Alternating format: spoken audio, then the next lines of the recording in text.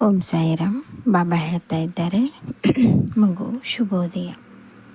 ನೀನು ಮಾಡುವಂಥ ಕೆಲಸದಲ್ಲಿ ಸಂಪೂರ್ಣವಾದ ಯಶಸ್ಸು ಆಗಿದೆ. ಹಾಗೆಯೇ ಇವತ್ತೊಂದು ಸ್ವಲ್ಪ ಪ್ರಯಾಣ ಮಾಡುವಾಗ ಕೊನೆಯ ಹಂತದಲ್ಲಿ ಆ ನಿರ್ಧಾರ ಬದಲಾವಣೆ ಆಗುವಂಥ ಸಾಧ್ಯತೆಯೂ ಇದೆ.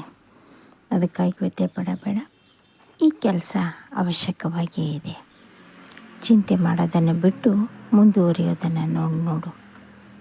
ಹಾಗೆ ಕಂದ, ಯಾವುದು ನಿನಗೆ ಸರಿ ಅನ್ನಿಸ್ತದೋ ಆ ಕೆಲಸ ಮಾಡು. ಆದರೆ ನಿನ್ನ ಮನಸ್ಸಿಗೆ ಒಪ್ಪದೇ ಇರುವುದನ್ನು ಒಪ್ಪಿಕೊಳ್ಳಬೇಡ.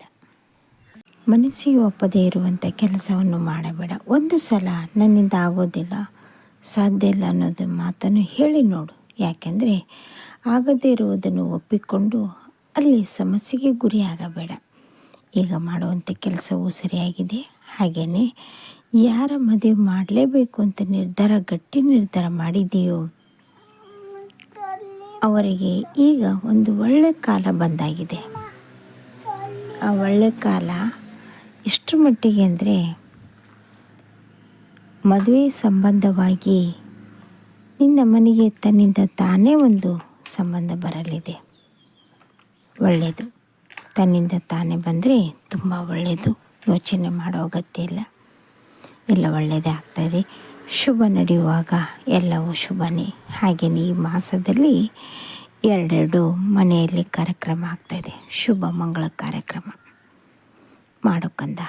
ಹಾಗೆ ಬರೋ ಗುರುವಾರದೊಳಗಡೆ ಒಂದು ಒಳ್ಳೆಯ ಸುದ್ದಿ ನಿನಗೋಸ್ಕರ ಕಾಯ್ತಾ ಇದೆ. ಅದು ಪೋಸ್ಟಿನ ಮೂಲಕವೇ ಬರುತ್ತದೆ. ಮತ್ತೊಂದು ಮಾತು, ಈಗಿನ ಸಮಯದಲ್ಲಿ ಬಂಗಾರವನ್ನು ಕೊಳ್ಳಲು ಅಸಾಧ್ಯವಾದ ಮಾತು. ಆಗ್ಬೋದೇನೋ, ಆದರೆ ಈ ಸಮಯ ಅಷ್ಟು ಸರಿಯಾಗಿಲ್ಲ. ಅದಕ್ಕಾಗಿ ಇದ್ದಂಥದ್ದನ್ನೇ ಜೋಪಾನವಾಗಿ ಇಟ್ಟುಕೊಳ್ಳುವಂಥ ಬುದ್ಧಿಶಕ್ತಿ ನಿನ್ನಲ್ಲಿ ಬರಬೇಕು. ಹಾಗೆ ಯಾರೇನೇ ಅಂದ್ರೂ ಅದನ್ನು ಒಪ್ಪಿಕೊಳ್ಳಬೇಡ. ನಂಬು. ಎಷ್ಟರ ಮಟ್ಟಿಗೆ ನಂಬಬೇಕು ನಂಬು. ಆದರೆ ಸಂಪೂರ್ಣವಾಗಿ ನಂಬಿ ನಿನ್ನ ವೈಯಕ್ತಿಕ ವಿಚಾರವನ್ನು ಯಾರೊಂದಿಗೂ ಹೇಳಿಕೊಳ್ಳಬೇಡ.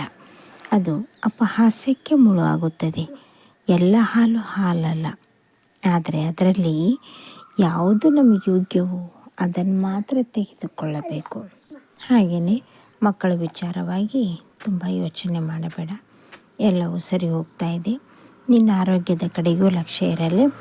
ಬರುವ ದಿನಗಳಲ್ಲಿ ಆರೋಗ್ಯ ತುಂಬ ಸುಧಾರಿಸುತ್ತದೆ. ಅದಕ್ಕೆ ಏನೇನು ಊಟೋಪಚಾರ ಬೇಕೋ ಅದನ್ನು ನೋಡಿಕೊ. ಹಾಗೆ ಶಿರ್ಡಿಗೆ ಬರಬೇಕು ಅಂತ ತುಂಬ ಒದ್ದಾಡ್ತಾ ಇದ್ದೀಯ. ಅದಕ್ಕೆ ಅದರದೇ ಆದ ಸಮಯ ಬರಲಿ. ನಾನೇ ಸ್ವತಃ ನಿನ್ನನ್ನು ಕರೆಸಿಕೊಳ್ಳುತ್ತೇನೆ. ನಾನು ಕರೆಸಿಕೊಳ್ಳುವವರೆಗೂ ನೀನು ಶಾಂತ ರೀತಿಯಿಂದ ಇರು. ಮನೆಯಲ್ಲೇ ಆಗಲಿ, ನಿನ್ನ ಕಚೇರಿಯಲ್ಲೇ ಆಗಲಿ, ಯಾವುದೇ ರೀತಿಯಾಗಿ ಕೋಪತಾಪವನ್ನು ಮಾಡಿಕೊಳ್ಳಬೇಡ. ಕೋಪದಿಂದ ಅನೇಕ ಜನರನ್ನು ದೂರ ಮಾಡಿಕೊಂಡಿದ್ದೀಯ. ಹುಷಾರಾಗಿರು. ಒಳ್ಳೆಯದಾಗುತ್ತದೆ.